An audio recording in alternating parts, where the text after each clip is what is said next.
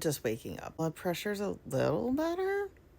I don't know what your experience is with Christianity, fundamentalism, or any of the cults, but the trauma in the 90s and early aughts of that fear that you were going to walk around the house and find all of your siblings and parents' clothing and you're the only one that was left because you really didn't believe.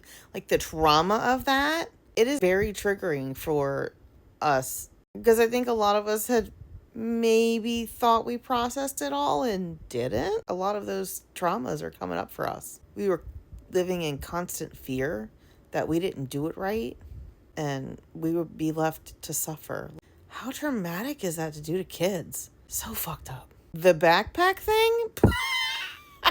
Did they ever read their Bible at all? Before you plan for a trip, you go and look at the resources? I get it. I didn't research everything about this, but like, if I really believed the rapture was coming, I never believed in that.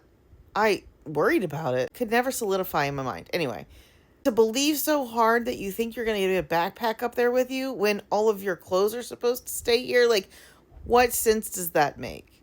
Read your Bible, because nobody's going to know when it happens. Like, stop believing people that say it's going to happen, because that's not even biblical.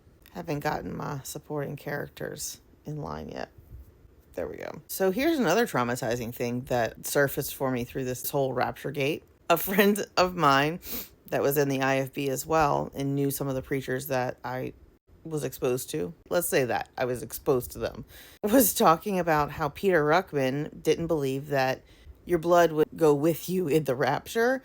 And so not only would there be a pile of clothes, 6 quarts? Ew. I'm glad I forgot about that for a while. Can you imagine, like, if this was really real and, oh my God, ugh, my stomach is turning just thinking about it. Make for some dramatic effect pranks, but how morbid would those pranks be? I'd like to know. I've heard stories of people being scared by their parents like this, having clothes sitting around like they just left. I'd love to know if that actually really happened. My parents weren't that sadistic, so, there's that. I'd love to hear your stories of how traumatized you were by the impending rapture that we lived under every day. I don't think people understand the depth of the trauma that we have around this. If you're willing to share your story, and you do not owe anybody your story, all about raising awareness. I think it's important for people to understand how traumatizing this was for us. I mean, how else do you explain it? If somebody hasn't told you today or ever, I'm proud of you.